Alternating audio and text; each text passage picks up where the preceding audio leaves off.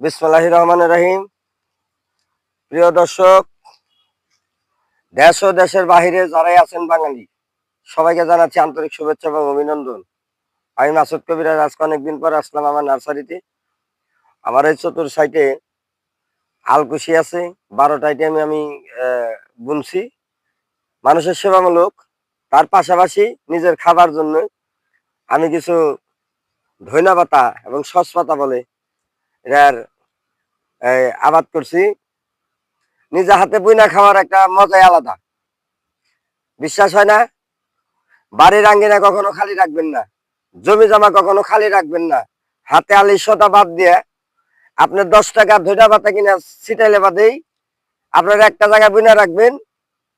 বাড়ির ছাদে বোনেন তাও হবে, বাড়ির পাশে বোনেন, আপনি কিনা খাইতে হবে না।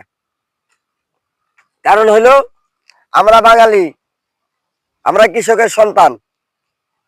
কৃষি কাজটাই হলো আমাদের মেন লক্ষ্য। কারণ এই কৃষি কাজ থেকে উঠে গেছে এই দেশের বড় বড় মন্ত্রী মিনিস্টার। তার বাপ দাদা 14 গোষ্ঠী আগে ওই কৃষি কাজে করে মরছে। টাই পারেন আর প্যান্ট পারেন আর শার্ট পারেন, যাই কিছু করেন, এই কৃষি কাজ, এই শাকসবজির আবাদ নিজে হাতে একটু ফলে একটু খাইয়া দেখেন। সেসব জমিতে যারা নিজে হাতে ফলে খাইবেন তাদের ইন্টারেস্টই আলাদা, মনের ভিতরে একটা শান্তি আসবো।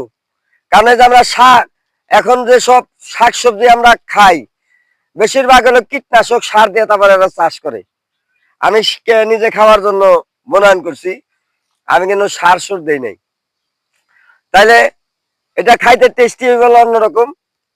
তাই আপনারা আমার ভিডিওটা বেশি বেশি শেয়ার করে দেবেন। সবার উপরে হলো মানব সত্য, তার উপরে কিছু নাই। হিসাবটা ক্লিয়ার। বাড়ির আঙ্গিনা কখনো খালি রাখবেন না। কিঞ্চিত পরিমাণ জায়গা আছে, সেই জায়গার ভিতরে একটা ফল বুনা দিবেন, একটা মূল বুনা দিবেন, একটা গাছ বুনা দিবেন, একটা চারা বুনা দিবেন, 2টা মরিচের গাছ বুনবেন, 2টা সবজি গাছ বুনবেন। ইনশাল্লাহ আপনাদের রিজিক আল্লাহ পাক দান করবে। রাখি দর্শক, আসসালামু আলাইকুম।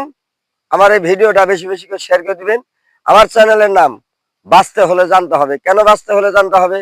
এই যে দেখেন, বাঁচতে হলে জানতে হবে। আমি ন্যাচারাল গাছ গাছালি নিয়ে কথা বলি। এই পৃথিবীতে যত পদের গাছ আছে ইনশাল্লাহ আমি চেষ্টা করব মানুষকে দেখানোর জন্য। আপনারা আমার জন্য একটু দোয়া করবেন।